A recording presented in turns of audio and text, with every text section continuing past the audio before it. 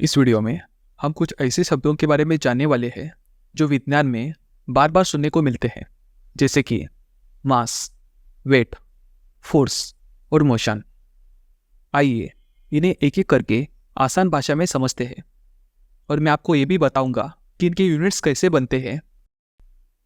तो सबसे पहले मास क्या होता है? मास का मतलब होता है किसी वस्तु के अंदर कितना पदार्थ है, यानी उसमें कितना स्टफ है। सोचिए, आपके पास एक फुटबॉल है और एक बास्केटबॉल है। देखने में दोनों एक जैसे लगते हैं, लेकिन जब आप उन्हें उठाते हैं तो एक भारी लगता है। क्यों? क्योंकि उसके अंदर मास ज़्यादा है। मास का आकार से कोई लेना देना नहीं होता। यह इस बात पर निर्भर करता है कि उसके अंदर कितना मटेरियल भरा हुआ है। और सबसे ज़रूरी बात, मास कभी नहीं बदलता। आप पृथ्वी पर हो या चांद पर हो या स्पेस में हो, आपका मास एक जैसा ही रहेगा। अगर आपका मास पृथ्वी पर 50 kg है तो चांद पर भी 50 kg ही रहेगा। क्यों? क्योंकि आपका शरीर, आपकी हड्डियां, पानी, सब कुछ वही है। मास का यूनिट होता है किलोग्राम, दैट इज kg।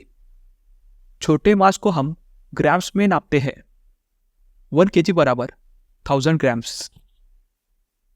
अब हम वेट को समझते हैं, जो कि मास से अलग होता है। वेट का मतलब होता है ग्रेविटी आपको कितनी जोर से खींचती है। मान लीजिए आप एक एस्ट्रोनॉट है। आप पृथ्वी पर वेइंग स्केल पर खड़े होते हैं, वो दिखाता है 60 kg। अब आप चांद पर जाते हैं और उसी तरह की स्केल पर खड़े होते हैं, अब वो दिखाता है 10 kg। अब आप सोचेंगे, क्या मेरा वजन अचानक से कम हो गया? आपका मास वही है, लेकिन चांद की ग्रेविटी अर्थ के ग्रेविटी से कम है, इसीलिए आपका वेट बदल गया। चांद की ग्रेविटी पृथ्वी की ग्रेविटी का सिर्फ 1/6 होती है। तो वेट का फॉर्मूला होता है मास इंटू ग्रेविटी। पृथ्वी पर ग्रेविटी होती है 9.8 मीटर पर सेकेंड स्क्वायर। अगर आपका मास 60 kg है तो पृथ्वी पर आपका weight 60 into 9.8 that is equal to 588 newtons होगा। लेकिन चांद पर ग्रेविटी होती है सिर्फ 1.6 मीटर पर सेकेंड स्क्वायर, तो आपका चांद पर वेट हो गया 60 into 1.6 which is equal to 96 newton. कितना फर्क है ना? इसीलिए एस्ट्रोनॉट चांद पर इतने हल्के महसूस करते हैं, क्योंकि उनका वेट कम होता है लेकिन मास वही रहता है। मास का यूनिट होता है kilogram, that is kg। Gravity का होता है मीटर पर सेकेंड स्क्वायर, तो kg इंटू मीटर पर second square equal to newton. तो चलिए अब हम फोर्स के बारे में समझते हैं। फोर्स का मतलब होता है कोई भी पुश या पुल। जैसे आप दरवाजा धक्का देकर खुलते हैं, कुर्सी को खींचते हैं, ये सभी फोर्स के उदाहरण है। फोर्स का फॉर्मूला है मास इंटू एक्सेलरेशन। यहाँ पे मास kg में है, एक्सेलरेशन मीटर पर सेकेंड स्क्वायर में है, तो kg इंटू मीटर पर second square equal to newton. उदाहरण के लिए, अगर एक बॉक्स का मास 5 kg है और आप उसे 2 मीटर पर सेकेंड स्क्वायर की स्पीड से धक्का देते हैं, तो फोर्स होगा 5 इंटू 2 इक्वल टू 10 न्यूटन। मतलब आप उस बॉक्स पर 10 न्यूटन्स का फोर्स लगाते हैं। अब हम मोशन क्या होता है इसे समझते हैं।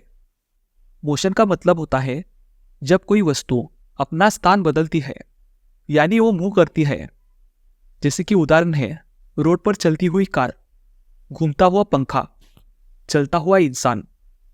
मोशन को डिस्क्राइब करने के लिए हम 3 मुख्य टर्म्स का इस्तेमाल करते हैं, जैसे कि डिस्टेंस, टाइम और स्पीड। डिस्टेंस का मतलब कोई चीज़ कितनी दूर चली, और इसका यूनिट होता है मीटर्स, या लंबी दूरी के लिए हम किलोमीटर्स का यूज करते हैं। अभी दूसरा है टाइम।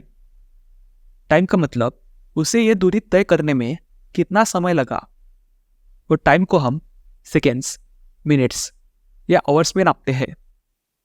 और तीसरा है स्पीड।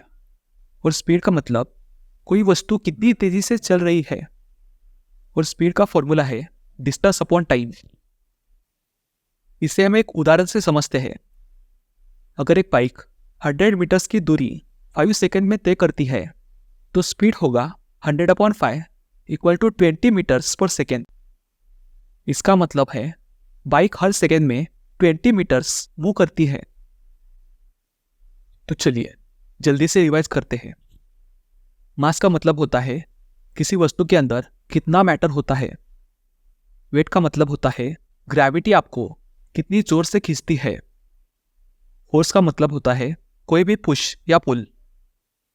और मोशन का मतलब होता है जब कोई वस्तु समय के साथ अपना स्थान बदले। अगर आपको ये वीडियो पसंद आया हो और आपने कुछ नया सीखा हो तो वीडियो को लाइक करें और चैनल को सब्सक्राइब करिए और कमेंट करके ज़रूर बताइए कि आप चाहते हैं कि हम फ्रिक्शन, ग्रेविटी या किसी और फिजिक्स टॉपिक पर वीडियो बनाएं। तो फिर मिलते हैं अगले वीडियो में।